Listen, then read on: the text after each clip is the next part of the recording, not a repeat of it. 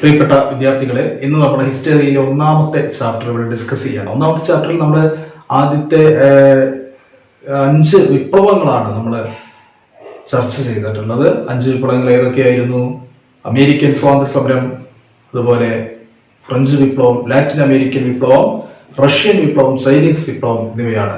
അപ്പൊ ഇതെല്ലാം കൂടെ ഒരുമിച്ച് നമ്മൾ ഒന്നാമത്തെ ചാപ്റ്ററിലെ പ്രധാന പോയിന്റ്സുകൾ ഇന്നിവിടെ ചർച്ച ചെയ്യുകയാണ്. അതിൽ ആദ്യം അമേരിക്കൻ സ്വാതന്ത്ര്യ സമരത്തെ കുറിച്ച് നമുക്ക് പറയാം. ഓരോ വിപ്ലവങ്ങളും പഠിക്കേണ്ടത് 5 കാര്യങ്ങളായി വിഭജിച്ചാണ്. ഒന്ന്, വിപ്ലവത്തിന്റെ കാരണങ്ങൾ, എന്തൊക്കെയാണ് അതിന്റെ കാരണങ്ങൾ. മറ്റൊന്ന്, വിപ്ലവത്തെ സ്വാധീനിച്ച ചിന്തകന്മാർ ആരൊക്കെയാണ്, അവരുടെ വാക്കുകൾ എന്തൊക്കെയാണ്, പ്രധാനപ്പെട്ട മുദ്രാവാക്യങ്ങൾ എന്തൊക്കെയാണ്. 3, വിപ്ലവങ്ങളിൽ നടന്ന പ്രധാനപ്പെട്ട സംഭവങ്ങൾ എന്തൊക്കെയാണ്, ചെറുത്തുനിൽപ്പുകൾ എന്തൊക്കെയാണ്, പ്രതിഷേധങ്ങൾ എന്തൊക്കെയാണ്. 4, ഈ സമരങ്ങളൊക്കെ നയിച്ച നേതാക്കന്മാർ ആരൊക്കെയാണ്.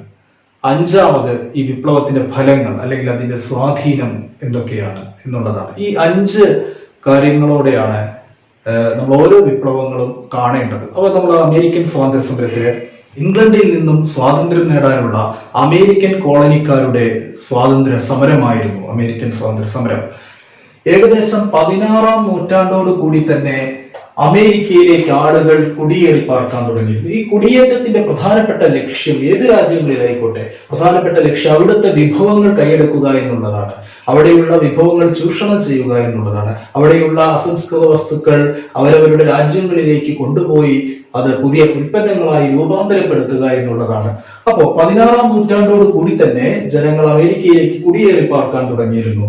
എന്നാൽ 17-ാം നൂറ്റാണ്ടിൽ അമേരിക്കയിൽ കുടിയേറി പാർത്ത ഇംഗ്ലണ്ടിൽ നിന്നുള്ള ആളുകളാണ് ആദ്യമായി അമേരിക്കയിൽ കോളനികൾ സ്ഥാപിച്ചത്. അതായത് 17-ാം നൂറ്റാണ്ടിലെ ഇംഗ്ലണ്ടിലെ രാജാവിന്റെ കടുത്ത മതപീഡനങ്ങൾ മൂലം ഇംഗ്ലണ്ടിൽ നിന്നും ഒരു കൂട്ടം ആളുകൾ അമേരിക്കയിലേക്ക് കുടിയേറി പാർത്തു. തീർത്ഥാടക പിതാക്കൾ എന്ന പേരിലാണ് ഇവർ അറിയപ്പെട്ടത്. ഈ തീർത്ഥാടക പിതാക്കൾ എന്നറിയപ്പെട്ടിരുന്ന ഈ ആളുകളാണ് ആദ്യമായിട്ട് അമേരിക്കയിലെ കോളനികൾ സ്ഥാപിക്കുന്നത്. 18-ാം നൂറ്റാണ്ടോട് കൂടി ഇംഗ്ലണ്ട് അമേരിക്കയിൽ 13 കോളനികൾ സ്ഥാപിച്ചു. അതായത് 16-ാം നൂറ്റാണ്ടോട് കൂടിയാണ് ജനങ്ങൾ അമേരിക്കയിലേക്ക് കുടിയേറി പാർത്തുകൊണ്ടിരുന്നത്. അതിന്റെ പ്രധാനപ്പെട്ട ഉദ്ദേശം എന്ന് പറയുന്നത് അവിടെയുള്ള വിഭവങ്ങൾ കൈയടക്കുക എന്നുള്ളത് തന്നെയായിരുന്നു. 17-ാം നൂറ്റാണ്ടോട് കൂടി ഇംഗ്ലണ്ടിലെ രാജാവിന്റെ കടുത്ത മതപീഡനം മൂലം ഇംഗ്ലണ്ടിൽ നിന്നും അമേരിക്കയിലേക്ക് ഒരു കൂട്ടം ആളുകൾ കുടിയേറി. അവർ തീർത്ഥാടക പിതാക്കൾ എന്നാണ് അറിയപ്പെട്ടിരുന്നത്. ഇവരാണ് അമേരിക്കയിൽ ആദ്യമായിട്ട് കോളനികൾ സ്ഥാപിച്ചത്. 18-ാം നൂറ്റാണ്ടോട് കൂടി അമേരിക്കയിൽ ഇംഗ്ലണ്ട് എത്ര കോളനികൾ സ്ഥാപിക്കുകയുണ്ടായി? 13 കോളനികൾ സ്ഥാപിക്കുകയുണ്ടായി. ഈ കോളനിക്കാരുടെ നിയന്ത്രണം മുഴുവൻ ഇംഗ്ലണ്ട് ഏറ്റെടുക്കുകയായിരുന്നു. അതായത് വ്യവസായങ്ങൾക്ക് ആവശ്യമായിട്ടുള്ള അസംസ്കൃത വസ്തുക്കളുടെ കേന്ദ്രമായും അവരുടെ ഉൽപ്പന്നങ്ങൾ വിറ്റഴിക്കാനുള്ള കമ്പോളമായിട്ടുമാണ് ഈ രാജ്യങ്ങളെല്ലാം അവരുടെ കോളനികളെ കണക്കാക്കിയത്. എങ്ങനെയായിരുന്നു? തങ്ങളുടെ വ്യവസായങ്ങൾക്ക് ആവശ്യമായ അസംസ്കൃത വസ്തുക്കൾ ഈ രാജ്യങ്ങളിൽ നിന്ന് കൊണ്ടുപോവുകയും അവിടെ ഉണ്ടാക്കുന്ന ഉൽപ്പന്നങ്ങൾ ഈ രാജ്യങ്ങളിൽ കൊണ്ടുവന്ന് വിറ്റഴിക്കുകയും അവരുടെ വിറ്റഴിക്കാനുള്ള ഒരു കേന്ദ്രമായിട്ടുമാണ് ഇവർ ഈ കോളനികളെ കണക്കാക്കിയത്. അപ്പോൾ 16-ാം നൂറ്റാണ്ടോട് കൂടി ജനങ്ങൾ അമേരിക്കയിലേക്ക് കുടിയേറി പാർക്കാൻ തുടങ്ങിയിരുന്നു. വിഭവങ്ങൾ കൈയടക്കുക എന്നുള്ളത് തന്നെയായിരുന്നു അവരുടെ പ്രധാനപ്പെട്ട ലക്ഷ്യം. 17-ാം നൂറ്റാണ്ടിൽ ഇംഗ്ലണ്ടിലെ രാജാവിന്റെ കടുത്ത മതപീഡനം മൂലം ഇംഗ്ലണ്ടിൽ നിന്നും അമേരിക്കയിലേക്ക് ഒരു കൂട്ടം ആളുകൾ കുടിയേറി. ഇവർ തീർത്ഥാടക പിതാക്കൾ എന്ന പേരിൽ അറിയപ്പെട്ടു. ഇവരാണ് അമേരിക്കയിൽ ആദ്യമായിട്ട് കോളനികൾ സ്ഥാപിച്ചത്. 18-ാം നൂറ്റാണ്ടോട് കൂടി ഇംഗ്ലണ്ട് ഈ അമേരിക്കയിൽ 13 കോളനികൾ സ്ഥാപിച്ചു. തങ്ങളുടെ വ്യവസായങ്ങൾക്ക് ആവശ്യമായ അസംസ്കൃത വസ്തുക്കൾ ശേഖരിക്കാനുള്ള കേന്ദ്രമായും അവരുടെ ഉൽപ്പന്നങ്ങൾ വിറ്റഴിക്കാനുള്ള കേന്ദ്രമായുമാണ് ഈ കോളനികളെ ഇംഗ്ലണ്ട് കണ്ടത്. 18-ാം നൂറ്റാണ്ടിന്റെ പകുതിയോടുകൂടി അമേരിക്കയിൽ മുഴങ്ങിക്കേട്ട മുദ്രാവാക്യമാണ് പ്രാതിനിധ്യമില്ലാതെ നികുതിയില്ല. ഈ മുദ്രാവാക്യത്തിന്റെ ഉപജ്ഞാതാവ്, ഈ മുദ്രാവാക്യം ആദ്യമായി മുഴക്കിയത് ആരായിരുന്നു? ജെയിംസ് ഓട്ടിസ് ആയിരുന്നു. പ്രാതിനിധ്യമില്ലാതെ നികുതിയില്ല വളരെ പ്രധാനപ്പെട്ടതാണ്. പ്രാതിനിധ്യമില്ലാതെ നികുതിയില്ല എന്നുള്ളത് അമേരിക്കൻ സ്വാതന്ത്ര്യ സമരവുമായി ബന്ധപ്പെട്ട മുദ്രാവാക്യമാണ്. എന്തായിരുന്നു അതുകൊണ്ട് ഉദ്ദേശിച്ചിരുന്നത്? നമുക്ക് നോക്കാം. അമേരിക്കൻ കോളനികളിലുള്ള കച്ചവടക്കാര് ഇംഗ്ലണ്ടിന്റെ സഹായത്തോടു കൂടി അവിടുത്തെ വ്യാപാരങ്ങളിൽ ചില നിയന്ത്രണങ്ങൾ ഏർപ്പെടുത്തി, അവിടുത്തെ വ്യാപാരങ്ങളിൽ ചില നയങ്ങളും നിയമങ്ങളും കൊണ്ടുവന്നു, ചില വാണിജ്യ നയങ്ങൾ കൊണ്ടുവന്നു. അമേരിക്കൻ കോളനികളിലുള്ള കച്ചവടക്കാര് ഇംഗ്ലണ്ട്, മാതൃരാജ്യമായിട്ടുള്ള ഇംഗ്ലണ്ടിന്റെ സഹായത്തോടു കൂടി ചില വാണിജ്യ നയങ്ങളും നിയമങ്ങളും ഒക്കെ കൊണ്ടുവന്നു. ഇവ മെർക്കന്റലിസം എന്ന പേരിൽ അറിയപ്പെട്ടു. എന്തൊക്കെയായിരുന്നു മെർക്കന്റലിസ്റ്റ് നിയമങ്ങൾ? മെർക്കന്റലിസ്റ്റ് നിയമങ്ങൾ എന്ന് പറഞ്ഞാൽ, ഒന്ന്, കോളനികളിൽ നിന്നോ കോളനികളിലേക്കോ സാധനങ്ങൾ കൊണ്ടുപോകുന്നത് ഇംഗ്ലീഷ് കപ്പലുകളിലോ അല്ലെങ്കിൽ കോളനികളിൽ തന്നെ നിർമ്മിച്ച കപ്പലുകളിലോ ആയിരിക്കണം. ഇതായിരുന്നു ഒന്ന്. രണ്ടാമതായി, കോളനികളിൽ ഉൽപ്പാദിപ്പിച്ചിരുന്ന പഞ്ചസാര, പുകയില, പരുത്തി, കമ്പിളി തുടങ്ങിയിട്ടുള്ള സാധനങ്ങൾ ഇംഗ്ലണ്ടിലേക്ക് മാത്രമേ കയറ്റി അയക്കാവൂ. മൂന്നാമത്, കോളനികളിലുള്ള എല്ലാവിധ രേഖകളിലും, പ്രമാണങ്ങള്, അതുപോലെ വർത്തമാന പത്രങ്ങള്, ലൈസൻസുകള്, ഇതിലെല്ലാം ഇംഗ്ലീഷ് മുദ്ര പതിപ്പിച്ചിരിക്കണം. നാലാമതായി, അമേരിക്കൻ കോളനികളിൽ ഇംഗ്ലണ്ട് സൈന്യത്തെ ഇറക്കിയിരുന്നു. ആ സൈന്യത്തിന് ആവശ്യമായ, ഇംഗ്ലീഷ് സൈന്യത്തിന് ആവശ്യമായിട്ടുള്ള അത്യാവശ്യ സൗകര്യങ്ങളും ഭക്ഷണവും ഒക്കെ ആര് കൊടുക്കണം? അത് കോളനിക്കാർ നൽകണം എന്നുള്ളതായിരുന്നു നാലാമത്തെ ഒരു നയം. അഞ്ചാമത്, കോളനികളിലേക്ക് ഇറക്കുമതി ചെയ്തിരുന്ന, ഇംഗ്ലണ്ടിൽ നിന്നും കോളനികളിലേക്ക് ഇറക്കുമതി ചെയ്തിരുന്ന തേയില, ഗ്ലാസ്, കടലാസ്, ഇതിന് കോളനിക്കാർ നികുതി കൊടുക്കേണ്ടിയിരുന്നു. ഇത്രയുമാണ് പ്രധാനപ്പെട്ട മെർക്കന്റലിസ്റ്റ് നിയമങ്ങൾ. ഏതൊക്കെയായിരുന്നു? കോളനികളിൽ നിന്നോ കോളനികളിലേക്കോ സാധനങ്ങൾ കൊണ്ടുപോകുന്നത് എന്തിലായിരിക്കണം? ഇംഗ്ലീഷ് കപ്പലുകളിലോ അല്ലെങ്കിൽ കോളനികളിൽ തന്നെ നിർമ്മിച്ച കപ്പലുകളിലോ ആയിരിക്കണം എന്നുള്ളതാണ് ഒന്നാമത്തെ കാര്യം. രണ്ടാമത്, കോളനികളിൽ ഉൽപ്പാദിപ്പിച്ചിരുന്ന പഞ്ചസാര, പുകയില, പരുത്തി, കമ്പിളി തുടങ്ങിയിട്ടുള്ള ഉൽപ്പന്നങ്ങൾ ഇംഗ്ലണ്ടിലേക്ക് മാത്രമേ കയറ്റി അയക്കാവൂ. കോളനികളിലുള്ള എല്ലാവിധ പ്രമാണങ്ങളിലും വർത്തമാന പത്രങ്ങളിലും ലൈസൻസുകളിലും എല്ലാം ഇംഗ്ലീഷ് മുദ്ര പതിപ്പിച്ചിരിക്കണം. കോളനികളിലുള്ള അമേരിക്കൻ കോളനികളിലുള്ള സൈന്യത്തിന്, ഇംഗ്ലീഷ് സൈന്യത്തിന് ആവശ്യമായിട്ടുള്ള എല്ലാവിധ സൗകര്യങ്ങളും ഭക്ഷണവും താമസ സൗകര്യവും ഒക്കെ കോളനിക്കാർ കൊടുക്കണം. കോളനിയിലേക്ക് ഇംഗ്ലണ്ടിൽ നിന്നും ഇറക്കുമതി ചെയ്തിരുന്ന തേയില, ഗ്ലാസ്, കടലാസ് തുടങ്ങിയിട്ടുള്ള ഉൽപ്പന്നങ്ങൾക്ക് ഇറക്കുമതി ചുങ്കം, നികുതി കൊടുക്കണം. അതുകൊണ്ട് വ്യാപാര കേന്ദ്രങ്ങളിൽ ഇവർക്ക് യാതൊരു അവകാശവും ഉണ്ടായിരുന്നില്ല. എന്നാൽ അവർ അവിടെ ഇറക്കുമതി ചെയ്തിരുന്ന സാധനങ്ങൾക്ക് അവർ നികുതി കൊടുക്കേണ്ടിയും വന്നിരുന്നു. അതുകൊണ്ടാണ് പ്രാതിനിധ്യമില്ലാതെ നികുതിയില്ല എന്ന് അവർ ഉറക്കെ മുദ്രാവാക്യം മുഴക്കിയത്. അവർക്ക് വ്യാപാര കാര്യങ്ങളിൽ ആവശ്യമായിട്ടുള്ള പ്രാതിനിധ്യം, ഇടപെടാനുള്ള സ്വാതന്ത്ര്യം കൊടുക്കണം. എന്നാൽ മാത്രമേ അവർ എന്ത് കൊടുക്കുകയുള്ളൂ? നികുതി കൊടുക്കുകയുള്ളൂ എന്ന് അവർ ഈ മുദ്രാവാക്യത്തിലൂടെ ആവശ്യപ്പെട്ടു. അപ്പോ ഇതൊക്കെയാണ് മെർക്കന്റലിസ്റ്റ് നിയമങ്ങൾ എന്ന് പറയുന്നത്. ഇതിനെ തുടർന്ന് ഈ തേയിലയുടെ മേൽ ഇംഗ്ലണ്ട് കോളനിക്കാരിൽ അധിക നികുതി ചുമത്തിയിരുന്നു. കോളനിയിലേക്ക് ഇറക്കുമതി ചെയ്തിരുന്ന തേയിലയുടെ മേൽ ഇംഗ്ലണ്ട് അമിതമായ നികുതി ചുമത്തിയിരുന്നു. അതിനെതിരെ ശക്തമായ പ്രതിഷേധം ആരംഭിച്ചു. അങ്ങനെ 1773 ഡിസംബർ 16 ബോസ്റ്റൺ തുറമുഖത്ത് ഒരു കപ്പൽ നങ്കൂരമിട്ടിരുന്നു. ഈ കപ്പലിൽ കോളനികളിലേക്ക് കൊണ്ടുവന്നിട്ടുള്ള തേയിലപ്പെട്ടികളായിരുന്നു. ഈ ബോസ്റ്റൺ തുറമുഖത്ത് നങ്കൂരമിട്ടിരുന്ന ഇംഗ്ലണ്ടിൽ നിന്നും തേയിലയുമായി എത്തിയ ഈ കപ്പലിൽ ഈ കോളനിക്കാർ റെഡ് ഇന്ത്യൻസിന്റെ വേഷം ധരിച്ച് കയറുകയും അതിലുള്ള 342 പെട്ടി തേയിലകൾ കടലിലേക്ക് വലിച്ചെറിഞ്ഞ് നശിപ്പിക്കുകയും ചെയ്തു. ഈ സംഭവമാണ് എന്ത് പേരിൽ അറിയപ്പെടുന്നത്? ബോസ്റ്റൺ ടീ പാർട്ടി എന്ന പേരിൽ അറിയപ്പെടുന്നത്. അപ്പൊ എന്തായിരുന്നു ബോസ്റ്റൺ ടീ പാർട്ടി? 1773 ഡിസംബർ 16 തേയിലയുടെ മേൽ ഇംഗ്ലണ്ട് ചുമത്തിയ അധിക നികുതിക്കെതിരായി പ്രതിഷേധിച്ചുകൊണ്ട് കോളനിക്കാർ റെഡ് ഇന്ത്യൻസിന്റെ വേഷം ധരിച്ച് ബോസ്റ്റൺ തുറമുഖത്ത് നങ്കൂരമിട്ടിരുന്ന കപ്പലിൽ കയറുകയും 342 പെട്ടി തേയിലകൾ കടലിലേക്ക് എറിഞ്ഞ് നശിപ്പിക്കുകയും ചെയ്തു. ഈ സംഭവമാണ് ബോസ്റ്റൺ ടീ പാർട്ടി എന്ന പേരിൽ അറിയപ്പെടുന്നത്. അപ്പൊ ഇത്രയുമാണ് അമേരിക്കൻ സ്വാതന്ത്ര്യ സമരത്തിന്റെ കാരണങ്ങൾ. ഈ മെർക്കന്റലിസം വരെ അമേരിക്കൻ സ്വാതന്ത്ര്യ സമരത്തിന്റെ കാരണങ്ങൾ ഇതൊക്കെയാണ്. ഇനി അവിടുത്തെ പ്രധാനപ്പെട്ട ചിന്തകന്മാർ, അതായത് അമേരിക്കൻ സ്വാതന്ത്ര്യ സമരത്തിന് പ്രചോദനം നൽകിയ പ്രധാനപ്പെട്ട ചിന്തകന്മാർ ആരൊക്കെയാണ്? നേരത്തെ നമ്മൾ കേട്ടതാണ്. ഒന്ന്, ജോൺ ലോക്ക്. എന്താണ് ജോൺ ലോക്ക് പറഞ്ഞത്? മനുഷ്യന് ചില അവകാശങ്ങളുണ്ട്, അതിനെ ഹനിക്കാൻ ഒരു ഗവൺമെന്റിനും അവകാശമില്ല. മനുഷ്യന്റേതായ ചില അവകാശങ്ങളുണ്ട്. പക്ഷെ ഒരു ഗവൺമെന്റിനും എന്ത് ചെയ്യാൻ പറ്റില്ല, അതിനെ ഇല്ലാതാക്കാൻ പറ്റില്ല, അതിനെ ഹനിക്കാൻ അവകാശമില്ല എന്നുള്ളതാണ് ജോൺ ലോക്ക് എന്ന് പറയുന്ന ചിന്തകൻ പറഞ്ഞത്. ഇനി മറ്റൊരു ചിന്തകനാണ് തോമസ് പെയിൻ. തോമസ് പെയിൻ എന്താ പറഞ്ഞത്?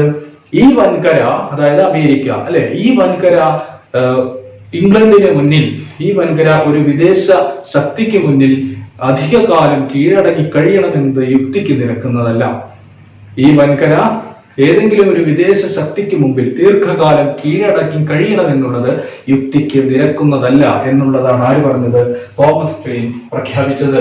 അപ്പൊ ഈ രണ്ട് ചിന്തകന്മാരും അവരുടെ പ്രധാനപ്പെട്ട വാക്കുകളും ഓർത്തു വെക്കണം. എങ്ങനെയാണ് പ്രതിഷേധങ്ങൾ തുടങ്ങുന്നത്? ബോസ്റ്റൺ ടീ പാർട്ടിയിലൂടെയാണ് പ്രതിഷേധം തുടങ്ങുന്നത്. പിന്നീട് 1774 ഈ വൻകരയിലുള്ള എല്ലാവരും ഒന്നിച്ച് സമ്മേളിക്കുകയായിരുന്നു. 13 കോളനികൾ അമേരിക്കയിൽ സ്ഥാപിച്ചിട്ടുണ്ട് എന്ന് പറഞ്ഞു. അപ്പൊ ഈ 13 കോളനികളിൽ ജോർജിയ ഒഴികെയുള്ള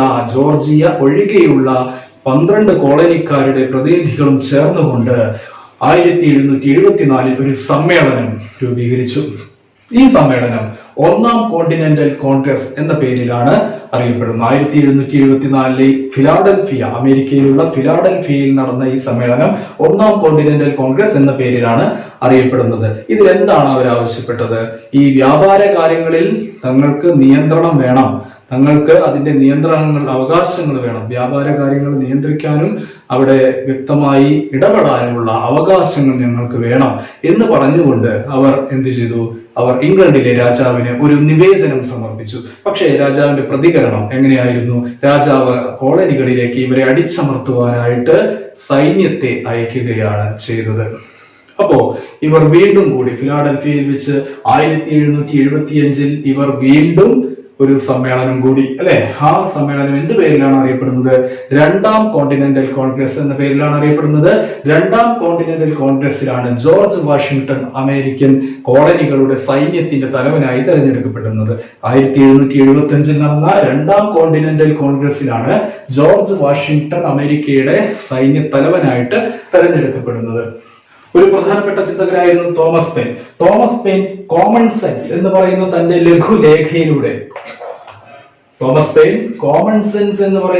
ലഘുലേഖയിലൂടെ ഈ കാലയളവിൽ, അതായത് രണ്ടാം കോണ്ടിനെന്റൽ കോൺഗ്രസിനോടനുബന്ധിച്ച് ഉള്ള കാലയളവിൽ കോമൺ സെൻസ് എന്ന് പറയുന്ന ലഘുലേഖയിലൂടെ ഇംഗ്ലണ്ടിൽ നിന്ന് വേർപിരിയുകയാണ് കോളനിക്കാർക്ക് നല്ലത് എന്ന് ആവശ്യപ്പെട്ടു തോമസ് പെയിൻ. കോമൺ സെൻസ് എന്ന് പറയുന്ന തന്റെ ലഘുലേഖയിലൂടെ ഇംഗ്ലണ്ടിൽ നിന്നും വേർപിരിയുകയാണ് കോളനിക്കാർക്ക്, അമേരിക്കയ്ക്ക് നല്ലത് എന്നുള്ളത് തന്റെ ഈ ലഘുലേഖയിലൂടെ അദ്ദേഹം പ്രഖ്യാപിച്ചു, അല്ലെ? അങ്ങനെ 1776 വീണ്ടും കോണ്ടിനെന്റൽ കോൺഗ്രസ് സമ്മേളിച്ചു. 1776 ജൂലൈ 4 വളരെ പ്രധാനപ്പെട്ട ഒരു സമ്മേളനമായിരുന്നു അത്. 1776 ജൂലൈ 4 പ്രശസ്തമായ അമേരിക്കൻ സ്വാതന്ത്ര്യ പ്രഖ്യാപനം നടന്നു. 1776 ജൂലൈ 4 പ്രശസ്തമായ അമേരിക്കൻ സ്വാതന്ത്ര്യ പ്രഖ്യാപനം. ഇത് എഴുതി തയ്യാറാക്കിയത് തോമസ് ജെഫേഴ്സൺ, ബെഞ്ചമിൻ ഫ്രാങ്ക്ലിൻ തുടങ്ങിയവരായിരുന്നു. എന്താണ് ഇതിലൂടെ അവർ ആവശ്യപ്പെട്ടത്? സ്വാതന്ത്ര്യ പ്രഖ്യാപനത്തിലൂടെ എന്താണ് അവർ ആവശ്യപ്പെട്ടത്? മനുഷ്യരെല്ലാവരും തുല്യരാണ്. മനുഷ്യർക്ക് അവരുടേതായ ചില അവകാശങ്ങളുണ്ട്. ഈ അവകാശങ്ങൾ നേടിയെടുക്കാൻ ജനങ്ങൾ തെരഞ്ഞെടുക്കുന്ന ഒരു ഭരണകൂടമായിരിക്കണം രാജ്യം ഭരിക്കേണ്ടത്. ഇനി ഏതെങ്കിലും കാരണങ്ങളാൽ ഈ ലക്ഷ്യങ്ങൾ നേടിയെടുക്കാൻ ആ ഭരണകൂടത്തിന് സാധിച്ചില്ല എങ്കിൽ അവരെ ഇല്ലാതാക്കുവാനോ അല്ലെങ്കിൽ ആ തൽസ്ഥാനം നിന്നും മാറ്റി പുതിയ ആളുകളെ തെരഞ്ഞെടുക്കുവാനോ ഉള്ള അധികാരം ആർക്ക് വേണം? ജനങ്ങൾക്ക് വേണം. ഇതാണ് ഈ സ്വാതന്ത്ര്യ പ്രഖ്യാപനത്തിലൂടെ അമേരിക്കൻ കോളനികൾ ആവശ്യപ്പെട്ടത്. അങ്ങനെ 1781 വരെ യുദ്ധം നീണ്ടുനിന്നു. അമേരിക്കൻ കോളനികളും അതുപോലെ ഇംഗ്ലണ്ടും തമ്മിലുള്ള യുദ്ധം 1781 വരെ നീണ്ടുനിന്നു. 1781 യുദ്ധം അവസാനിച്ചത്. 1783 ഫ്രാൻസിലെ പാരീസിൽ വെച്ച് ഒരു കരാറുണ്ടാക്കി. അതിന് പാരീസ് ഉടമ്പടി എന്നാണ് പറയുന്നത്. 1783 പാരീസ് ഉടമ്പടി പ്രകാരം ഇംഗ്ലണ്ട് 13 കോളനികളുടെയും സ്വാതന്ത്ര്യം അംഗീകരിക്കുകയായിരുന്നു. അപ്പോ അതിനുശേഷം എന്ത് ചെയ്തു? അമേരിക്കയ്ക്ക് വേണ്ടി പുതിയ ഒരു ഭരണഘടന രൂപീകരിക്കപ്പെട്ടു. ഒരു ഭരണഘടനാ സമ്മേളനം ഉണ്ടായി. ആ സമ്മേളനത്തിൽ ഭരണഘടനാ പ്രകാരം ജോർജ് വാഷിംഗ്ടൺ അമേരിക്കൻ ഐക്യനാടുകളുടെ ആദ്യ പ്രസിഡന്റായി തെരഞ്ഞെടുക്കപ്പെട്ടു. അമേരിക്കയിലുള്ള പല പല രാജ്യങ്ങളാണ്. ഈ രാജ്യങ്ങളെല്ലാം കൂട്ടിച്ചേർത്തുകൊണ്ട് യുണൈറ്റഡ് സ്റ്റേറ്റ്സ് ഓഫ് അമേരിക്ക എന്ന് പറയുന്ന അമേരിക്കൻ ഐക്യനാടുകൾ എന്ന് പറയുന്ന ഒരൊറ്റ രാഷ്ട്രമാക്കി മാറ്റുകയാണ് ചെയ്തത്. USA അങ്ങനെയാണ് രൂപീകരിക്കപ്പെടുന്നത്. ഈ അമേരിക്കൻ ഐക്യനാടുകളുടെ ആദ്യ പ്രസിഡന്റായിട്ട് ഈ ജോർജ് വാഷിംഗ്ടൺ തെരഞ്ഞെടുക്കപ്പെട്ടു. ഇനി എന്തൊക്കെയാണ് അതിന്റെ ഫലങ്ങൾ എന്തൊക്കെയാണ് അല്ലെ? അതിന്റെ ഫലങ്ങൾ എന്തൊക്കെയാണ്? ഒന്ന്, പിൽക്കാലത്ത് ലോകത്തുണ്ടായ എല്ലാ സ്വാതന്ത്ര്യ സമരങ്ങൾക്കും വിപ്ലവങ്ങൾക്കും ഈ അമേരിക്കൻ സ്വാതന്ത്ര്യ സമരം പ്രചോദനവും ലക്ഷ്യബോധവും നൽകി. രണ്ട്, റിപ്പബ്ലിക്കൻ ഭരണരീതി എന്ന് പറയുന്ന ആശയം മുന്നോട്ട് വെച്ചു. മൂന്ന്, ലോകത്തിൽ തന്നെ ആദ്യമായി എഴുതപ്പെട്ട ഭരണഘടന തയ്യാറായി. നാല്, സംസ്ഥാനങ്ങൾക്ക് അല്ലെ, നമ്മുടെ ഇന്ത്യയിലേക്ക് പോലെ സംസ്ഥാനങ്ങൾക്ക് അധികാരവും ഭരണവും നൽകുന്ന ഒരു ഫെഡറൽ രാഷ്ട്രം എന്ന് പറയുന്ന ഒരു ആശയവും മുന്നോട്ട് വെച്ചു. ഇത്രയുമാണ് അമേരിക്കൻ സ്വാതന്ത്ര്യ സമരത്തിന്റെ ഫലങ്ങൾ എന്ന് പറയുന്നത്.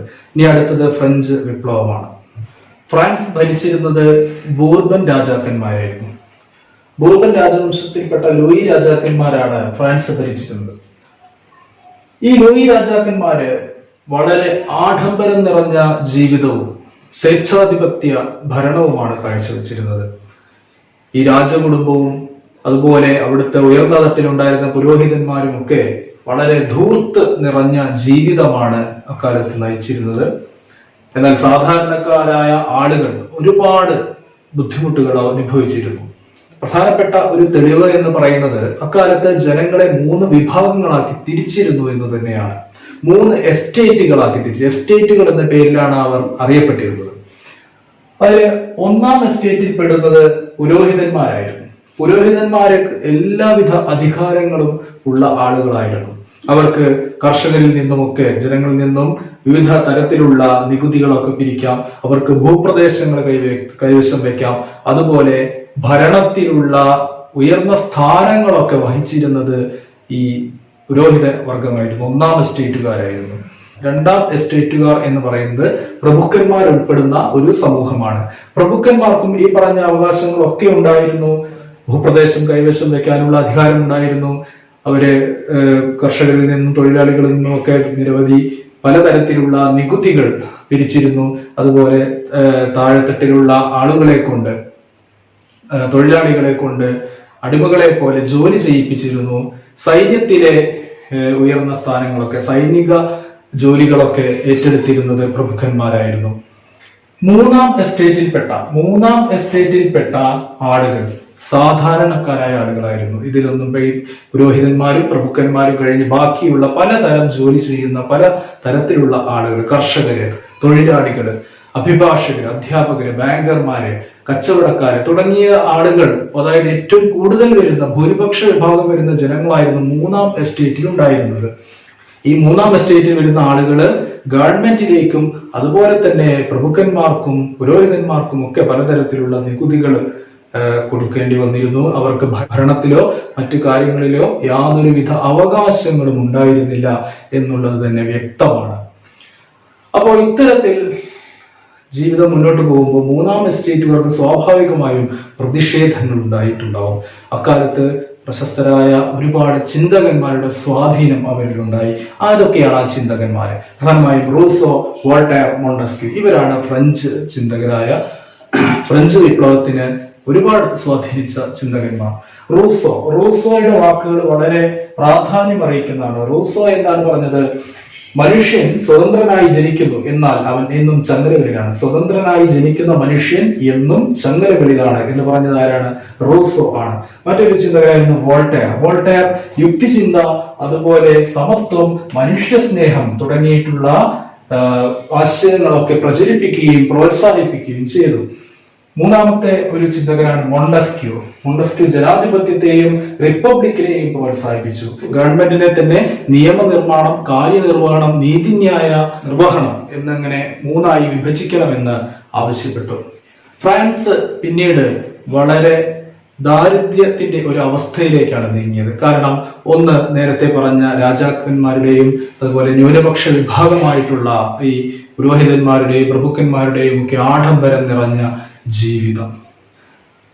മറ്റൊന്ന് അവിടുത്തെ നിരന്തരം ഉണ്ടായിട്ടുള്ള പ്രകൃതിക്ഷോഭങ്ങളുടെ ഫലമായുള്ള കാർഷിക നാശം. മറ്റൊന്ന് അമേരിക്കൻ സ്വാതന്ത്ര്യ സമരം. നമ്മൾ നേരത്തെ പഠിച്ചതാണ് അമേരിക്കൻ സ്വാതന്ത്ര്യ സമരത്തിൽ അമേരിക്കൻ കോളനിക്കാർക്ക് സമ്പത്തും അതുപോലെ സൈന്യവും നൽകിക്കൊണ്ട് ഈ ഫ്രാൻസ് അവരെ സഹായിക്കുകയുണ്ടായി. അപ്പോ ഇത്തരം കാര്യങ്ങൾ ഈ ഫ്രാൻസിനെ ദാരിദ്ര്യാവസ്ഥയിലേക്കാണ് നയിച്ചത്. അപ്പോ സാമ്പത്തിക പ്രതിസന്ധി നേരിടേണ്ടി വന്നപ്പോൾ ഇവർ സ്വീകരിച്ചൊരു മാർഗം എന്ന് പറയുന്നത് ജനങ്ങളിൽ നിന്നും കൂടുതൽ നികുതി പിരിക്കുക എന്നുള്ളതാണ്. ഇതിനു വേണ്ടി 1789 ഫ്രാൻസിലെ ജനറൽ അസംബ്ലി ആയിട്ടുള്ള സ്റ്റേറ്റ് ജനറൽ അവർ വിളിച്ചുകൂട്ടി. 1789 നികുതി പിരിക്കുന്ന കാര്യം ചർച്ച ചെയ്യുന്നതിന് വേണ്ടി സ്റ്റേറ്റ് ജനറൽ വിളിച്ചുകൂട്ടി. ഈ 3 എസ്റ്റേറ്റിലുമുള്ള പ്രതിനിധികൾ തന്നെയായിരുന്നു ഈ സ്റ്റേറ്റ് ജനറലിൽ ഉണ്ടായിരുന്നത്. അപ്പോ ഈ ഒരു അഭിപ്രായത്തിന് വോട്ടിംഗ് ഇടാൻ തീരുമാനിച്ചു. വോട്ടിങ്ങിന് എന്താണ് നികുതി പിരിക്കേണ്ട കാര്യം. അപ്പൊ 3 എസ്റ്റേറ്റുകാരാണുള്ളത്. അപ്പോൾ അവർ ഓരോ എസ്റ്റേറ്റിനും ഒരു വോട്ട് മതി എന്നുള്ളതാണ് അവർ ആവശ്യപ്പെട്ടത്. പ്രഭുക്കന്മാരും അതുപോലെ പുരോഹിതന്മാരും അടങ്ങുന്ന ആദ്യത്തെ 2 എസ്റ്റേറ്റുകാർ ആവശ്യപ്പെട്ടത് ഓരോ എസ്റ്റേറ്റിനും ഓരോ വോട്ട് മതി. അപ്പോൾ എന്തായാലും അനുകൂലമായ തീരുമാനമായിരിക്കും, ഗവൺമെന്റിന് അനുകൂലമായ തീരുമാനമായിരിക്കും ഉണ്ടാവുക. എന്നാൽ ഭൂരിഭാഗം വരുന്ന 3ാം എസ്റ്റേറ്റുകാർ പറഞ്ഞത് ഓരോ അംഗത്തിനും ഓരോ വോട്ട് വേണം. കാരണം 3ാം എസ്റ്റേറ്റിലാണ് ഏറ്റവും കൂടുതൽ ജനങ്ങളുള്ളത്. അപ്പോ തീർച്ചയായും അവരുടെ തീരുമാനത്തിനായിരിക്കും അവിടെ പ്രാമുഖ്യം ഉണ്ടാവുക. ഓരോ അംഗത്തിനും ഓരോ വോട്ട് വേണം. എന്നാൽ അവര് തമ്മിൽ തർക്കമുണ്ടായി. ഇതേ തുടർന്ന് 3ാം എസ്റ്റേറ്റുകാർ തങ്ങളാണ് ഫ്രാൻസിലെ ദേശീയ അസംബ്ലി എന്ന് ഉറക്കെ പ്രഖ്യാപിച്ചു. ഈ തർക്കത്തിലൂടെ അവർ പ്രഖ്യാപിച്ചത് എന്തായിരുന്നു? ഞങ്ങളാണ്, 3ാം എസ്റ്റേറ്റുകാർ പറഞ്ഞത് ഞങ്ങളാണ് ഫ്രാൻസിന്റെ ദേശീയ അസംബ്ലി എന്ന് ഉറക്കെ പ്രഖ്യാപിച്ചു. അവർ തൊട്ടടുത്തുള്ള ഒരു ടെന്നീസ് കോർട്ടിലേക്ക് പോവുകയും ഫ്രാൻസിന് വേണ്ടി ഒരു ഭരണഘടന തയ്യാറാക്കിയതിന് ശേഷമേ ഇനി വിശ്രമമുള്ളൂ എന്നും ഉറക്കെ പ്രഖ്യാപിച്ചു. അവർ പ്രതിജ്ഞ ചെയ്തു. 1789 രാജാവ് വിളിച്ചുകൂട്ടിയ സ്റ്റേറ്റ്സ് ജനറൽ നടക്കുന്ന സമയത്ത്, അവിടെ വോട്ടിങ്ങിനിട്ട സമയത്ത് തർക്കമുണ്ടായപ്പോൾ 3ാം എസ്റ്റേറ്റുകാര് ഞങ്ങളാണ് ദേശീയ അസംബ്ലി എന്ന് പ്രഖ്യാപിച്ചുകൊണ്ട് അടുത്തുള്ള ഒരു ടെന്നീസ് കോർട്ടിലേക്ക് പോവുകയും ഒരു ഭരണഘടന ഫ്രാൻസിന് വേണ്ടി നിർമ്മിച്ചതിനു ശേഷം മാത്രമേ ഞങ്ങൾക്ക് വിശ്രമമുള്ളൂ എന്നവർ പ്രതിജ്ഞ ചെയ്തു. ഇതാണ് ടെന്നീസ് കോർട്ട് പ്രതിജ്ഞ എന്ന പേരിൽ അറിയപ്പെടുന്നത്. 1789 ജൂലൈ 14 ഇതേ തുടർന്ന് സ്വാതന്ത്ര്യം, സമത്വം, സാഹോദര്യം എന്നീ മുദ്രാവാക്യങ്ങൾ മുഴക്കിക്കൊണ്ട് ഫ്രഞ്ച് രാജഭരണത്തിന്റെ രാജവാഴ്ചയുടെ പ്രതീകമായിരുന്ന ബാസ്റ്റിൽ ജയിൽ ഈ ആളുകൾ, വിപ്ലവകാരികൾ തകർത്തു. ഇത് ഫ്രഞ്ച് വിപ്ലവത്തിന്റെ ആരംഭമായി കണക്കാക്കുന്നു. എന്തായിരുന്നു? 1789 ജൂലൈ 14 സ്വാതന്ത്ര്യം, സമത്വം, സാഹോദര്യം എന്നീ 3 മുദ്രാവാക്യങ്ങൾ വിളിച്ചുകൊണ്ട് ഫ്രഞ്ച് രാജവാഴ്ചയുടെ പ്രതീകമായിരുന്ന ബാസ്റ്റിൽ ജയിൽ വിപ്ലവകാരികൾ തകർത്തു. ഇതാണ് ഫ്രഞ്ച് വിപ്ലവത്തിന്റെ ആരംഭമായിട്ട് കണക്കാക്കുന്നത്. അപ്പൊ ഇത്രയുമാണ് ഇതിന്റെ ഫ്രഞ്ച് വിപ്ലവത്തിന്റെ പ്രധാനപ്പെട്ട കാരണങ്ങൾ, ഇവിടെ സ്വാധീനിച്ചിട്ടുള്ള ചിന്തകന്മാര്. ഇനി എന്തൊക്കെയാണ് പ്രധാനപ്പെട്ട സംഭവങ്ങൾ നോക്കാം. 1789 ഓഗസ്റ്റ് 12 തീയതി 1789 ഓഗസ്റ്റ് 12 തീയതി ദേശീയ അസംബ്ലി മനുഷ്യാവകാശ പ്രഖ്യാപനം നടന്നു. ഒക്ടോബർ, ഇതേ വർഷം 1789 ഒക്ടോബർ മാസത്തിൽ പാരീസ് നഗരത്തിൽ ഉള്ള സ്ത്രീകൾ വേഴ്സായി കൊട്ടാരത്തിലേക്ക്, അതായത് ഫ്രാൻസിലെ രാജാക്കന്മാരുടെ കൊട്ടാരമാണ്, വേഴ്സായി കൊട്ടാരത്തിലേക്ക് ഞങ്ങൾക്ക് ഭക്ഷണം വേണം എന്ന് പറഞ്ഞുകൊണ്ട് പ്രകടനം നടത്തി. കാരണം എല്ലാവരും സാമ്പത്തിക പ്രതിസന്ധി രാജ്യത്തെ കടുത്ത ദാരിദ്ര്യത്തിലേക്കാണ് നയിച്ചിരുന്നത്. 1789 ഒക്ടോബർ മാസത്തിൽ പാരീസ് നഗരത്തിലെ സ്ത്രീകൾ വേഴ്സായി കൊട്ടാരത്തിലേക്ക് ഞങ്ങൾക്ക് ഭക്ഷണം വേണം എന്ന് പറഞ്ഞുകൊണ്ട് പ്രകടനം നടത്തി. ഒടുവിൽ 1792 സെപ്റ്റംബർ മാസത്തിൽ പുതിയതായി രൂപീകരിച്ച ഭരണഘടന പ്രകാരം തെരഞ്ഞെടുക്കപ്പെട്ട ദേശീയ കൺവെൻഷൻ ഫ്രാൻസിനെ ഒരു റിപ്പബ്ലിക്കായി പ്രഖ്യാപിച്ചു. ഫ്രാൻസ് ജനകീയ റിപ്പബ്ലിക്കൻ രാഷ്ട്രമായി മാറുന്നത് 1792 സെപ്റ്റംബറിലാണ്. എന്തൊക്കെയാണ് ഫ്രഞ്ച് വിപ്ലവത്തിന്റെ ഫലങ്ങൾ, അല്ലെങ്കിൽ ഫ്രഞ്ച് വിപ്ലവം ലോകത്തെ എങ്ങനെയെല്ലാമാണ് സ്വാധീനിച്ചത് എന്ന് നോക്കാം. യൂറോപ്പിൽ ആകെ നിലനിന്നിരുന്ന ഫ്യൂഡൽ വ്യവസ്ഥ തകർക്കപ്പെടുകയും അതുപോലെ ഈ സ്വേച്ഛാധിപത്യ ഭരണാധികാരികൾക്ക് ഭീഷണിയാവുകയും ചെയ്തു. യൂറോപ്പിൽ ആകെ നിലനിന്നിരുന്ന ഫ്യൂഡൽ വ്യവസ്ഥ തകർക്കപ്പെടുകയും സ്വേച്ഛാധിപത്യ ഭരണത്തിന് ഭീഷണിയാവുകയും ചെയ്തു. രണ്ട്, ദേശീയതയുടെ ആവിർഭാവമാണ്. മറ്റൊന്ന് മധ്യവർഗത്തിന്റെ വളർച്ചയാണ്. മധ്യവർഗം എന്ന് പറഞ്ഞാൽ നമ്മൾ മൂന്നാം എസ്റ്റേറ്റിൽ പറഞ്ഞ വിഭാഗക്കാരെ, സാധാരണക്കാരായ ഭൂരിപക്ഷം വരുന്ന ആളുകളെ ഈ മധ്യവർഗം വളർച്ചയിലേക്ക് കുറിക്കുകയായിരുന്നു. സ്വാതന്ത്ര്യം, സമത്വം, സാഹോദര്യം എന്ന മുദ്രാവാക്യം ലോകത്തിന് സംഭാവന ചെയ്തത് ഫ്രഞ്ച് വിപ്ലവമാണ്. ജനകീയ പരമാധികാരം എന്ന് പറയുന്ന ആശയം ലോകത്തിന് നൽകാൻ ഫ്രഞ്ച് വിപ്ലവത്തിന് സാധിച്ചു. ജനങ്ങൾക്കാണ് അധികാരം, ജനകീയ പരമാധികാരം എന്ന് പറയുന്ന ആശയം ലോകത്തിന് നൽകി. മറ്റൊന്ന്, രാജ്യം എന്നാൽ ഒരു പ്രദേശമല്ല, എന്താണ്, അവിടുത്തെ ജനങ്ങളാണ്. രാജ്യം എന്നാൽ ഒരു പ്രദേശമല്ല, അവിടുത്തെ ജനങ്ങളാണ് എന്ന് ഉറക്കെ പ്രഖ്യാപിക്കുവാൻ ഫ്രഞ്ച് വിപ്ലവത്തിന് സാധിച്ചു. മറ്റു വിപ്ലവങ്ങളെ, അമേരിക്കൻ സ്വാതന്ത്ര്യ സമരത്തെ പോലെ തന്നെ ലോകം മുഴുവനുമുള്ള പിൽക്കാലത്തുണ്ടായ എല്ലാവിധ വിപ്ലവങ്ങൾക്കും സ്വാതന്ത്ര്യ സമരങ്ങൾക്കും പ്രചോദനവും ലക്ഷ്യബോധവും നൽകാൻ ഫ്രഞ്ച് വിപ്ലവത്തിന് സാധിച്ചു. ഇതൊക്കെയാണ് ഫ്രഞ്ച് വിപ്ലവത്തിന്റെ ഫലങ്ങൾ. മഹത്തായ ലക്ഷ്യങ്ങൾക്ക് വേണ്ടിയാണ് ഫ്രഞ്ച് ജനത പോരാടിയത്. പക്ഷേ ഇതിനുശേഷം ഫ്രാൻസിന് കുറച്ചു കാലം നെപ്പോളിയൻ ബോണപ്പാർട്ടിന്റെ കീഴിൽ കഴിയേണ്ടി വന്നു. നെപ്പോളിയൻ ബോണപ്പാർട്ട് വരുന്ന സമയത്ത് ബ്രിട്ടന്റെ നേതൃത്വത്തില്, ഫ്രഞ്ച് വിപ്ലവത്തിന് ശേഷം ബ്രിട്ടന്റെ നേതൃത്വത്തില് യൂറോപ്യന്മാർ പുതിയ സഖ്യമുണ്ടാക്കി ഫ്രാൻസിനെതിരെ തിരിഞ്ഞിരുന്നു, ഫ്രാൻസിനെ ആക്രമിക്കാൻ ശ്രമിച്ചിരുന്നു. ഈ കാലഘട്ടത്തിൽ നെപ്പോളിയനാണ് ഇതിനെ ചെറുത്തു നിന്നത്. അവരെ പരാജയപ്പെടുത്താൻ, ബ്രിട്ടന്റെ നേതൃത്വത്തിലുള്ള യൂറോപ്യൻ സഖ്യത്തെ പരാജയപ്പെടുത്താൻ നെപ്പോളിയന് കഴിഞ്ഞു. അങ്ങനെ 1799 നെപ്പോളിയൻ ബോണപ്പാർട്ട് ഫ്രാൻസിന്റെ അധികാരം കൈയടക്കി. 1799 നെപ്പോളിയൻ ഫ്രാൻസിന്റെ അധികാരം ഏറ്റെടുത്തു. ഫ്രഞ്ച് വിപ്ലവത്തിന്റെ ആശയങ്ങളിലൂന്നി അദ്ദേഹം പുതിയ പരിഷ്കാരങ്ങൾ നടപ്പിലാക്കി. നെപ്പോളിയൻ ഒരു ഏകാധിപതിയായിരുന്നു, സ്വേച്ഛാധിപതിയായിരുന്നു എങ്കിൽ കൂടി ഫ്രഞ്ച് വിപ്ലവത്തിന്റെ ആശയങ്ങൾ മുന്നിൽ കണ്ടുകൊണ്ട് ആശയങ്ങൾ പൂർത്തീകരിക്കുവാൻ വേണ്ടി ചില ഭരണ പരിഷ്കാരങ്ങൾ അദ്ദേഹം ഫ്രാൻസിൽ നടപ്പാക്കി. എന്തൊക്കെയായിരുന്നു? വളരെ പ്രധാനപ്പെട്ട ഒരു ചോദ്യമാണ് നെപ്പോളിയന്റെ ഭരണ പരിഷ്കാരങ്ങൾ എന്തൊക്കെയായിരുന്നു? ഒന്ന്, കർഷകരെ കൃഷിഭൂമിയുടെ ഉടമകളാക്കി. അത് കർഷകരുടെ ഒരു പ്രധാനപ്പെട്ട ആവശ്യമായിരുന്നു. കർഷകരെ കൃഷിഭൂമിയുടെ ഉടമകളാക്കി, അതായത് കർഷകർക്ക് കൂടി ഭൂമി കൈവശം വയ്ക്കാനുള്ള അധികാരം അവിടെ നിലവിൽ വന്നു. പൊതുകടം ഇല്ലാതാക്കുവാൻ വേണ്ടി സിങ്കിങ് ഫണ്ട് എന്ന ഒരു പ്രത്യേക ഫണ്ട് രൂപീകരിച്ചു. പൊതുകടം ഇല്ലാതാക്കുന്നതിന് വേണ്ടി സിങ്കിങ് ഫണ്ട് എന്ന് പറയുന്ന ഒരു പ്രത്യേക ഫണ്ട് രൂപീകരിച്ചു. ഗതാഗത പുരോഗതിക്കായി നിരവധി റോഡുകൾ നിർമ്മിച്ചു. മറ്റൊന്ന്, സാമ്പത്തിക മുന്നേറ്റങ്ങൾക്കായി ബാങ്ക് ഓഫ് ഫ്രാൻസ് എന്ന് പറയുന്ന ഒരു ബാങ്ക് രൂപീകരിച്ചു. സാമ്പത്തിക പുരോഗതി ഫ്രാൻസ് എന്ന് പറയുന്ന രാജ്യത്തിന് വിപ്ലവശേഷം അത്യാവശ്യമായിരുന്നു. അപ്പോൾ സാമ്പത്തിക മേഖലയുടെ വളർച്ചയ്ക്ക് വേണ്ടി ബാങ്ക് ഓഫ് ഫ്രാൻസ് എന്ന് പറയുന്ന ഒരു ബാങ്ക് രൂപീകരിച്ചു. നിലവിലുള്ള നിയമങ്ങളെ ക്രോഡീകരിച്ചുകൊണ്ട് പുതിയ ഒരു നിയമസംഹിതയുണ്ടാക്കി. ഫ്രാൻസിന് വേണ്ടി പുതിയ ഒരു നിയമസംഹിതയുണ്ടാക്കി. പുരോഹിതരുടെ മേൽ രാജ്യത്തിന്റെ നിയന്ത്രണം ഏർപ്പെടുത്തി. ഇത്രയുമാണ് നെപ്പോളിയന്റെ ഭരണ പരിഷ്കാരങ്ങൾ. വളരെ പ്രധാനപ്പെട്ടതാണ് ഫ്രഞ്ച് വിപ്ലവം. ഫ്രഞ്ച് വിപ്ലവം നമുക്ക് എസ്എ ക്വസ്റ്റ്യനായി ചോദിക്കാൻ സാധ്യതയുള്ള ഒരു ചോദ്യമാണ്. തെക്കേ അമേരിക്കയിലെ ചില രാജ്യങ്ങളെല്ലാം കൂടിച്ചേർന്ന ഭാഗമാണ് ലാറ്റിൻ അമേരിക്ക. നമുക്ക് വളരെ പരിചിതമായ ചിലി, ബ്രസീൽ, അർജന്റീന, ബൊളീവിയ തുടങ്ങിയിട്ടുള്ള നിരവധി രാജ്യങ്ങൾ കൂടിച്ചേർന്നതാണ് ലാറ്റിൻ അമേരിക്ക. ലാറ്റിൻ അമേരിക്കയുടെ ചരിത്രകാലം വളരെ പ്രശോഭിതമായിരുന്നു. അതായത് ലാറ്റിൻ അമേരിക്കയില് അക്കാലത്ത് ധാരാളം ചോളം കൃഷി ചെയ്തിരുന്നു. മാത്രമല്ല അവിടുത്തെ ആളുകള് ധാരാളം ചെമ്മരിയാടുകളെ വളർത്തിയിരുന്നു. ഇപ്പൊ ഈ ചോളം കൃഷിയിലൂടെയും അതുപോലെ ചെമ്മരിയാടുകൾ വളർത്തിയും അവർ ഒരുപാട് സമ്പത്തുകളൊക്കെ സ്വരൂപിച്ചു വെച്ചിരുന്നു. അപ്പോൾ വളരെയധികം സാമ്പത്തിക അഭിവൃദ്ധിയുള്ള ഒരു കാലമായിരുന്നു അവരുടേത്. എന്നാൽ ഈ സമ്പത്ത് ചൂഷണം ചെയ്യാൻ വേണ്ടിയിട്ടാണ് യൂറോപ്യന്മാർ അവിടെ എത്തിയത്. അവിടെ എത്തിയ ആളുകൾ എന്ന് പറയുന്നത് സ്പെയിനും പോർച്ചുഗലുമാണ്. ആദ്യമായിട്ട് ലാറ്റിൻ അമേരിക്കയിൽ എത്തിയത് സ്പെയിനും പോർച്ചുഗലുമാണ്. അവർ സ്പെയിൻകാരും പോർച്ചുഗൽക്കാരും അവരുടെ രീതിയിലുള്ള അവരുടെ മതം, ഭാഷ, ആചാരം ഇവയൊക്കെ ലാറ്റിൻ അമേരിക്കയിൽ പ്രചരിപ്പിക്കാൻ തുടങ്ങി. ഈ ലാറ്റിൻ അമേരിക്കൻ രാജ്യങ്ങളിലെത്തിയ സ്പെയിൻകാര്, പോർച്ചുഗീസുകാര് ഇവര് അവരുടേതായിട്ടുള്ള മതം, ആചാരം, അതുപോലെ ഭാഷ ഇതൊക്കെ ഈ രാജ്യങ്ങളിൽ പ്രചരിപ്പിക്കാൻ തുടങ്ങി.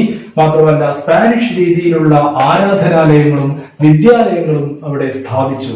സ്പാനിഷ് രീതിയിലുള്ള കൃഷി രീതികൾ അവിടെ ആവിഷ്കരിച്ചു. സ്പാനിഷ് രീതിയിലുള്ള വിളകൾ അവിടെ നട്ടുപിടിപ്പിച്ചു. മാത്രമല്ല യൂറോപ്പിൽ നിന്ന് പല രോഗങ്ങൾ പോലും ലാറ്റിൻ അമേരിക്കൻ ജനതയ്ക്ക് ഏറ്റുവാങ്ങേണ്ടി വന്നിരുന്നു. വളരെയധികം വംശീയ വിവേചനം എല്ലാ മേഖലകളിലും അവർ പുലർത്തി. ഈ സ്പാനിഷ്, പോർച്ചുഗീസ് രാജ്യക്കാര് എല്ലാ തരത്തിലും എല്ലാ രംഗങ്ങളിലുമുള്ള വംശീയ വിവേചനം ലാറ്റിൻ അമേരിക്കക്കാരോട് കാണിച്ചിരുന്നു. അവിടെയുള്ള സമ്പത്തും വിഭവങ്ങളും എല്ലാം പരമാവധി കൊള്ളയടിച്ചു കൊണ്ടുപോകാൻ അവർ ശ്രമിച്ചു. അവിടുത്തെ ആളുകളെ കൊണ്ട് ധാരാളം യാതൊരു ദാക്ഷിണ്യവുമില്ലാതെ ധാരാളം പണിയെടുപ്പിച്ചിരുന്നു. അടിമകളെ പോലെയായിരുന്നു അവിടുത്തെ ആളുകളെ ഈ യൂറോപ്യന്മാർ കണ്ടിരുന്നത്.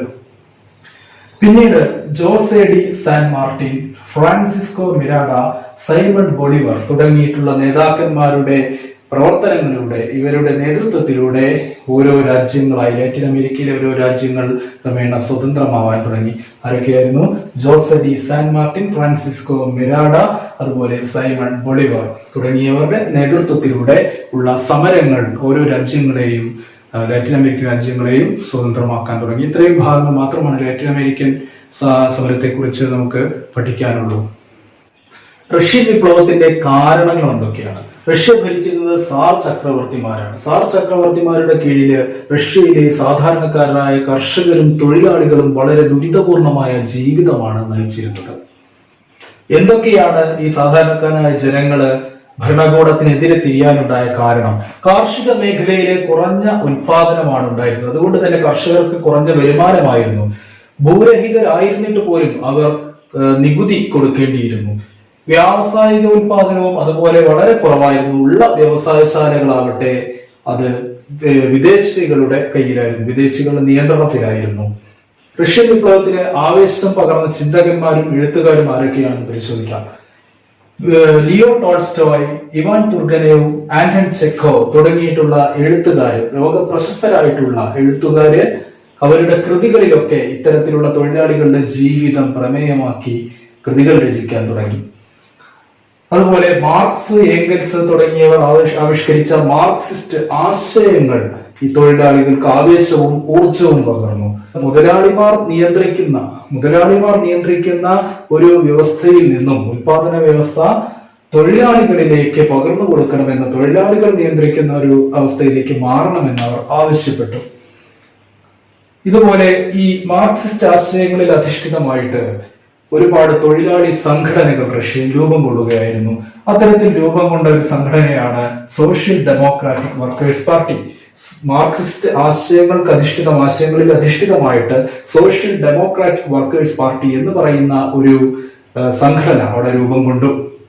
പിന്നീട് ഈ സംഘടന രണ്ട് വിഭാഗങ്ങളായി പിളർന്നു. ഒന്ന് ബോൾഷെവിക്കുകൾ എന്നും മറ്റൊന്ന് മെൻഷെവിക്കുകൾ എന്നും അറിയപ്പെട്ടു. ബോൾഷെവിക്കുകളുടെ നേതാക്കളായിരുന്നു ലെനിൻ, ട്രോട്സ്കി തുടങ്ങിയവർ. മെൻഷെവിക്കുകളുടെ നേതാവായിരുന്നു കെരൻസ്കി. 1905 റഷ്യയും ജപ്പാനും തമ്മിൽ യുദ്ധമുണ്ടായി. ഈ യുദ്ധത്തിൽ റഷ്യ പരാജയപ്പെട്ടതോടുകൂടി കനത്ത ഒരു സാമ്പത്തികവും സാമൂഹികവുമായ പ്രതിസന്ധിയാണ് റഷ്യ നേരിട്ടത്. ഇതിനെതിരെ തൊഴിലാളികൾ ശക്തമായി പ്രതിഷേധിക്കാൻ തുടങ്ങി. 1905 ജനുവരി 9 പെട്രോഗ്രാഡ് പട്ടണത്തിലൂടെ തൊഴിലാളികൾ ഒരു പ്രതിഷേധ പ്രകടനം നടത്തി. ഇതിനെതിരെയായി പട്ടാളക്കാർ വെടിവെച്ചു. ഒരുപാട് പേർ അന്ന് കൊല്ലപ്പെട്ടു. ഈ ദിവസം രക്തരൂഷിതമായ ഞായറാഴ്ച എന്നാണ് അറിയപ്പെടുന്നത്.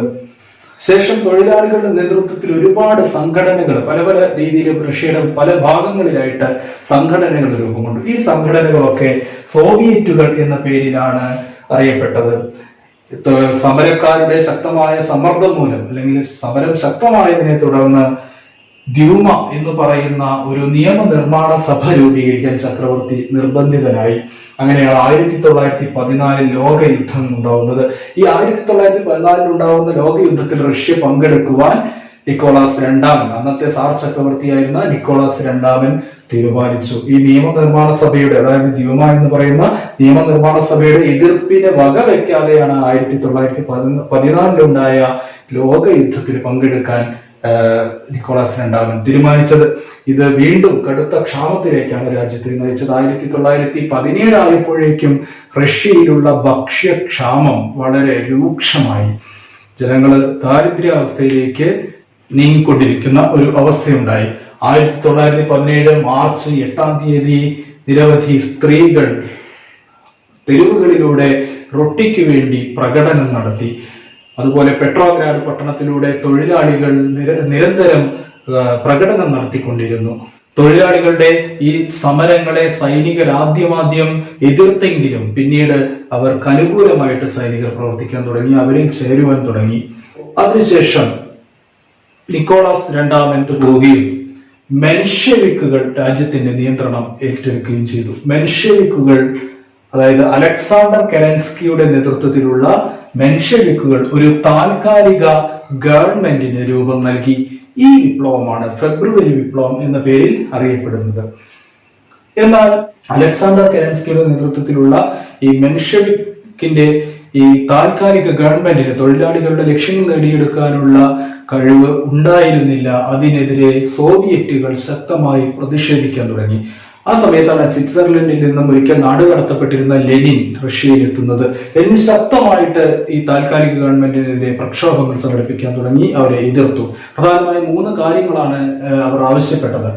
ഒന്ന്, ഒന്നാം ലോക യുദ്ധത്തിൽ നിന്ന് പിന്മാറുക. 2, പ്രമുഖന്മാരിൽ നിന്നും ഭൂമി പിടിച്ചെടുത്തുകൊണ്ട് കർഷകർക്ക് വിതരണം ചെയ്യുക.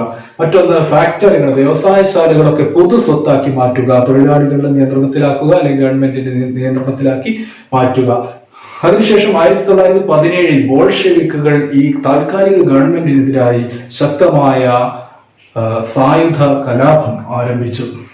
ഈ സായുധ കലാപത്തിന് ഒടുവിൽ അലക്സാണ്ടർ കെരൻസി രാജ്യം വിട്ടുപോയി. അതിനുശേഷം ലെനിൻ അധ്യക്ഷനായി ഒരു ക്യാബിനറ്റിന് റഷ്യയിൽ രൂപം നൽകുകയും ചെയ്തു. ഈ വിപ്ലവമാണ് ഒക്ടോബർ വിപ്ലവം എന്ന പേരിൽ അറിയപ്പെടുന്നത്. എന്തൊക്കെയാണ് റഷ്യൻ വിപ്ലവത്തിന്റെ ഫലങ്ങൾ എന്ന് നോക്കാം. ഒന്ന്, ഒന്നാം ലോക യുദ്ധത്തിൽ നിന്നും റഷ്യ പിന്മാറി.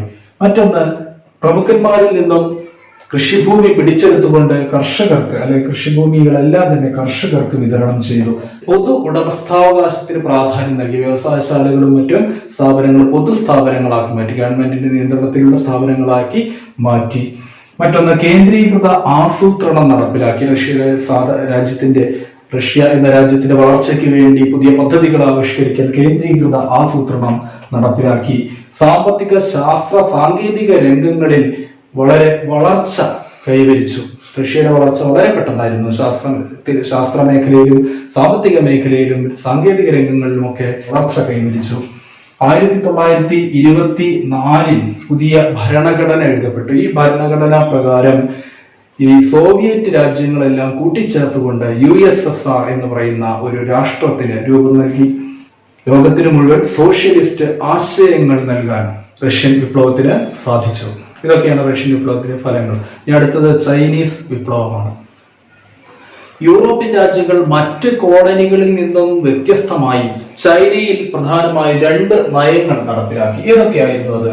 ഒന്ന്, കറുപ്പ് വ്യാപാരവും അതുപോലെ മറ്റൊന്ന് തുറന്ന വാതിൽ നയവുമായിരുന്നു. കറുപ്പ് വ്യാപാരവും തുറന്ന വാതിൽ നയവും എന്തൊക്കെയാണവ? അതായത് ചൈനയിൽ ഉണ്ടാക്കിയിരുന്ന പട്ട്, അതുപോലെ ചൈനീസ് മൺപാത്രങ്ങള്, തേയില, ഇതിനൊക്കെ യൂറോപ്പില് വളരെ അധികം ഡിമാൻഡ് ഉണ്ടായിരുന്നു. അതുകൊണ്ട് തന്നെ ചൈനയിൽ നിന്ന് അവ യൂറോപ്യൻ രാജ്യങ്ങളിലേക്ക് കൊണ്ടുപോയി. എന്നാൽ ചൈനയിലേക്ക് ഇറക്കുമതി ഉണ്ടായിരുന്നില്ല. അതുകൊണ്ട് തന്നെ വ്യാപാരികൾക്ക് വളരെയധികം നഷ്ടം സംഭവിച്ചു. അപ്പൊ അത് പരിഹരിക്കാൻ വേണ്ടി കണ്ടെത്തിയ ഒരു മാർഗമായിരുന്നു കറുപ്പ് വ്യാപാരം. അതായത് ഇംഗ്ലീഷ് വ്യാപാരികൾ ചൈനയിലേക്ക് കറുപ്പ് എന്ന ലഹരി വസ്തു ധാരാളമായി ഇറക്കുമതി ചെയ്തു.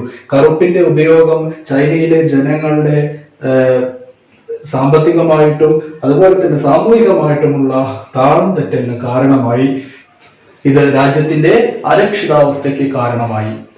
മറ്റൊന്ന് തുറന്ന വാതിൽ നയമാണ്. തുറന്ന വാതിൽ നയം അമേരിക്ക കൊണ്ടുവന്ന നയമാണ്. അതായത് 19ാം നൂറ്റാണ്ടോട് കൂടി എല്ലാ യൂറോപ്യൻ രാജ്യങ്ങളും ചൈനയിലെ കമ്പോളങ്ങളിൽ വ്യാപാര ആനുകൂല്യങ്ങൾ സ്വന്തമാക്കിയിരുന്നു. എന്നാൽ അമേരിക്കയ്ക്ക് ഈ കാലയളവിൽ അവിടെ ശ്രദ്ധിക്കാൻ സാധിച്ചിരുന്നില്ല. അതുകൊണ്ട് അമേരിക്കൻ സ്റ്റേറ്റ് സെക്രട്ടറി ആയിരുന്ന ജോൺ ഹേയ് ഒരു പുതിയ നയം പ്രഖ്യാപിച്ചു. ചൈനയിലെ കമ്പോളങ്ങളിൽ എല്ലാ രാജ്യങ്ങൾക്കും തുല്യമായ അവകാശങ്ങളുണ്ടെന്ന് അദ്ദേഹം വാദിച്ചു. ഈ നയമാണ് തുറന്ന വാതിൽ നയം എന്നറിയപ്പെടുന്നത്. ചൈനയിൽ വ്യാപാര കേന്ദ്രങ്ങളിൽ ഇടപെടാൻ വേണ്ടി ഒരു അവസരത്തിന് വേണ്ടി ആണ് ഇത്തരത്തിലൊരു നയം അമേരിക്ക കൊണ്ടുവന്നത്. ഇതിനെ തുടർന്ന് ചൈനയിലെ പല ഭാഗങ്ങളും പല യൂറോപ്യൻ രാജ്യങ്ങൾക്കായിട്ട് വിഭജിക്കപ്പെട്ടു. ചൈന ഭരിച്ചിരുന്നത് മഞ്ചു രാജവംശമാണ്. മഞ്ജു രാജവംശക്കാർ യൂറോപ്യന്മാർക്ക് അനുകൂലമായ നിലപാടാണ് സ്വീകരിച്ചിരുന്നത്. ഇതിനെതിരെ ചൈനയിലെ പല ഭാഗത്ത് എതിർപ്പുകൾ ഉണ്ടായിരുന്നു. ചൈനയിൽ ചില രഹസ്യ സംഘടനകളൊക്കെ രൂപം കൊണ്ടിരുന്നു. ഈ രഹസ്യ സംഘടനകളുടെ നേതൃത്വത്തില് 1900 അവർ ഒരു കലാപം സംഘടിപ്പിച്ചു. ഈ കലാപകാരികളുടെ ചിഹ്നം എന്ന് പറയുന്നത് മുഷ്ടിയായിരുന്നു, ബോക്സർമാരുടെ മുഷ്ടിയായിരുന്നു. അപ്പോ ബോക്സർമാരുടെ മുഷ്ടി ആയതുകൊണ്ട് ഇത് ബോക്സർ കലാപം എന്ന പേരിലാണ് അറിയപ്പെട്ടിരുന്നത്. ഈ കാലയളവിലാണ് 1911 കാലഘട്ടത്തിലാണ് സന്യാസൻ, ഡോക്ടർ സന്യാസൻ ഉയർന്നു വരുന്നത്.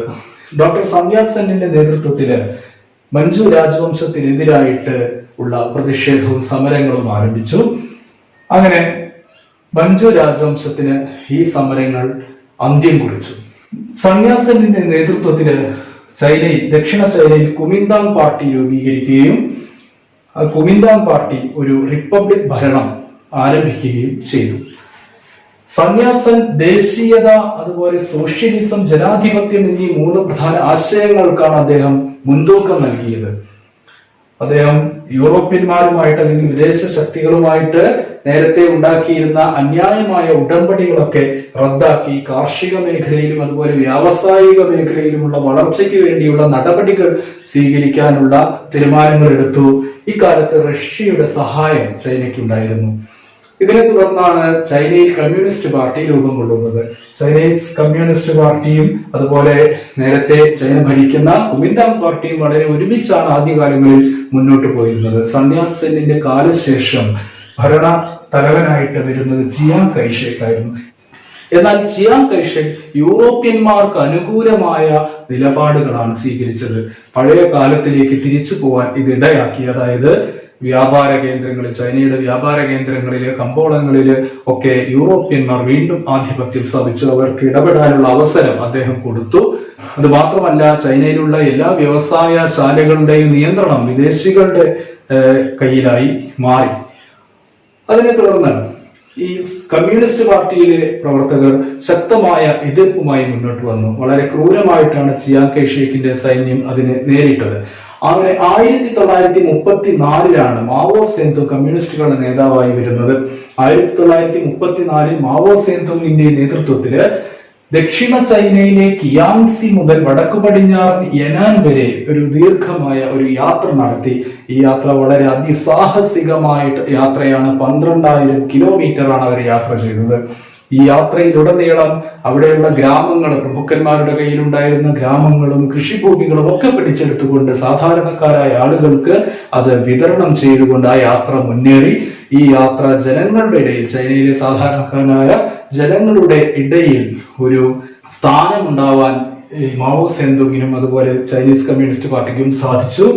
ഈ സംഭവമാണ്, ഈ യാത്രയാണ് ലോങ് മാർച്ച് എന്ന പേരിൽ അറിയപ്പെടുന്നത്. അതിനുശേഷം ഈ വിപ്ലവകാരികൾ കുമിന്താങ് ഭരണം പിടിച്ചെടുത്തു. ചിയാങ് കൈഷേക്ക് ആവട്ടെ തായ്വാനിൽ രാഷ്ട്രീയ അഭയം തേടിപ്പോയി.